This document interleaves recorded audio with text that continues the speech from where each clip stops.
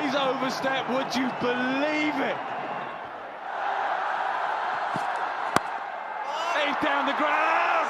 Forget four, let's take 6. What a finish. Never seen anything quite like it.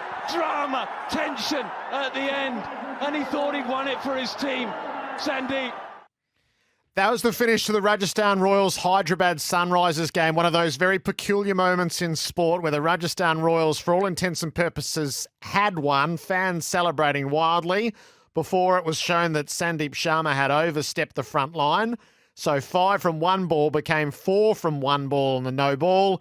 And then a 6 hit. The Hyderabad Sunrisers win and their fans go into delirium. It's sometimes the IPL feels like it's scripted to be more outrageous by the night. Bharat Sundaresan is watching all of this, part of our SEN cricket team. Hello, Bharat.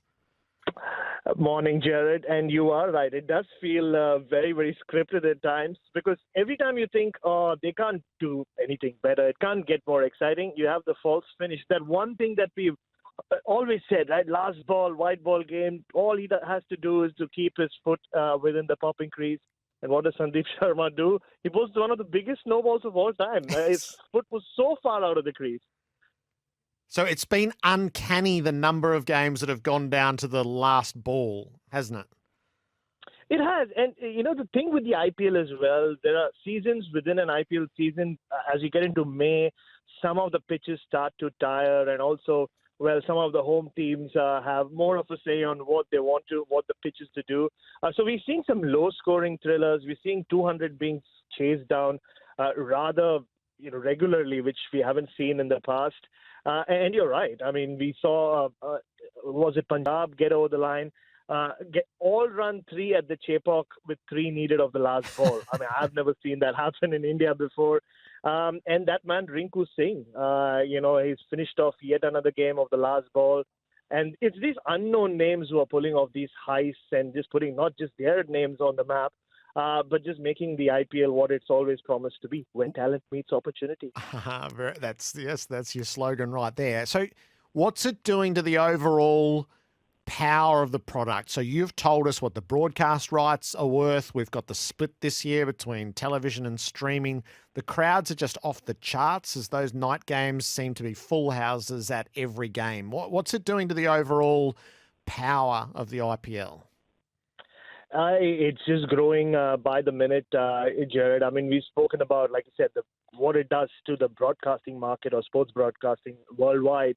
But even from a cricketing sense, it has such a big say on where cricket is headed next.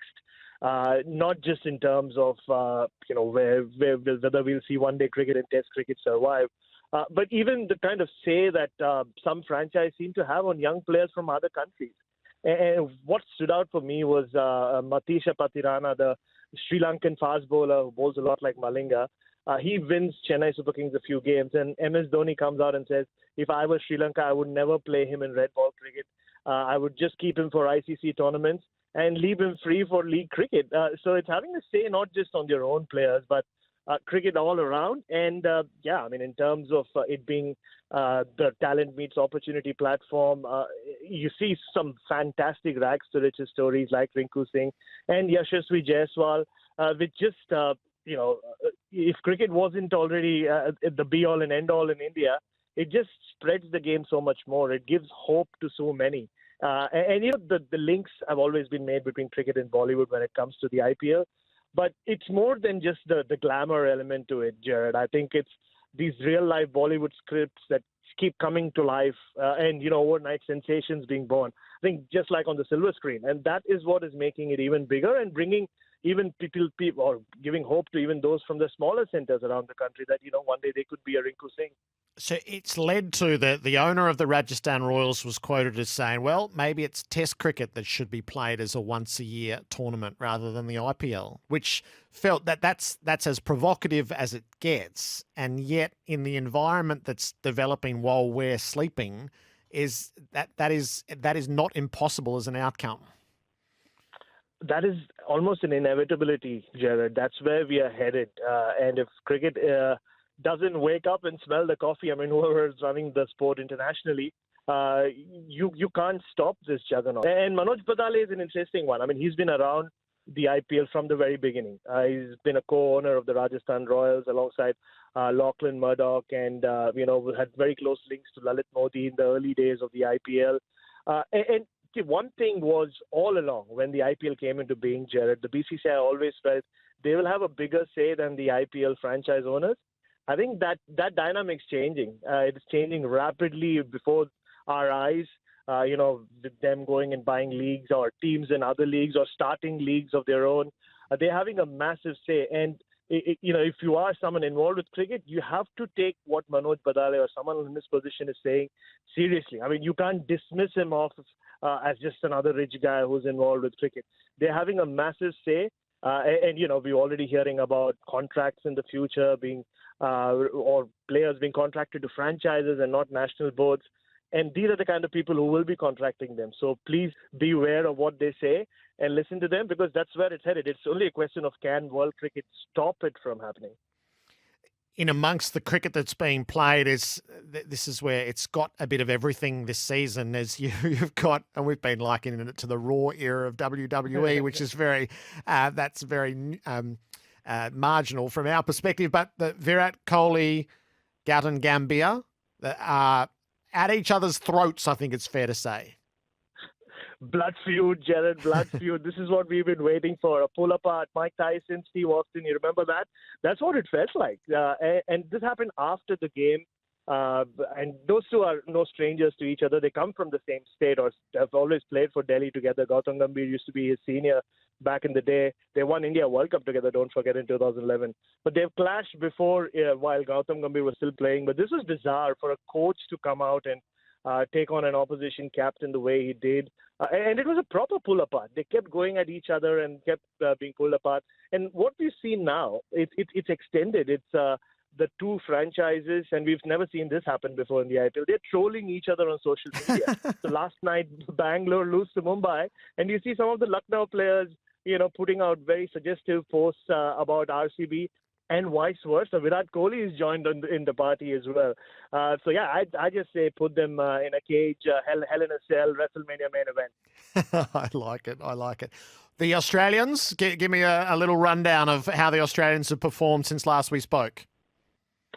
Promising signs for Josh Hazlewood. He's now played 3 games on the trot. I think he's finished his quota in the first game. Got rid of David Warner in one of those games. It hasn't gone all too well for him. He's been a little expensive, but it's good to see him fit and on the ground. Look, that's the only thing the selectors were banking on, right, Gerard, before the World Test Championship final and the first 2 Ashes tests, which Josh Hazlewood has been selected for. David Warner's form since we spoke last has been a little more up and down. But his team seems to be doing well. They're still not winning regularly, but they are still in with a shot, which is just what also makes this IPL season so fascinating. They're bottom place, but still with a chance of qualifying for the playoffs. Glenn Maxwell has pulled off another magical innings last night. And Tim David, that man we rarely speak about because he is an Australian cricketer, but doesn't feel like an Australian cricketer for some reason, doesn't he? Because he plays in so many of these other leagues. So he's doing really well for the Mumbai Indians, who are on the rise. And in terms of Ashes watch as well, Jofra Archer, Mumbai Indians invested so much money into him 2 years ago, even though they knew he wouldn't play in 2022. And this year, he's played 4 games, taken 5 wickets at 9. He's had to take a few breaks due to injury, and now he's flown back to England. It is very concerning. From a neutral perspective as well, such an exciting prospect. But what lies ahead for Jofra Archer, you don't know. Kane texts through while we've been chatting, Bharat. The day Test cricket dies is the day I stop watching cricket. But the worry for Kane is they might not miss us. That's a very good point. But I do believe, Gerard, that Test cricket won't die. If you read the fine print of what Badale is saying, it'll be India, England, Australia who will sustain Test cricket. And look, don't forget, we just finished a 4-match Test series, Australia versus India, the last one of that kind. And they're going to play each other in 5 tests, which is the same with India, England, which is the same, obviously, with the Ashes. So those 3 countries will keep playing Test cricket. like I keep saying, it's the rest of the world. I mean, we've already seen a massive reduction in the number of test matches for South Africa and New Zealand in the next cycle of test matches. So that is concerning. Where do they go next? And especially with these contracts or ideas of these contracts being floated around with the franchises, it'll be the other countries that will suffer first before, an English or an Australian cricketer gets affected. All right, thanks for bringing us up to speed. We'll chat again in a couple of weeks. Can't wait, Jared. You have a great day. Bharat Sundaresan, part of our SEN cricket setup. Is cricket's changing while we're sleeping? This is an IPL season which is going to be studied for many decades to come.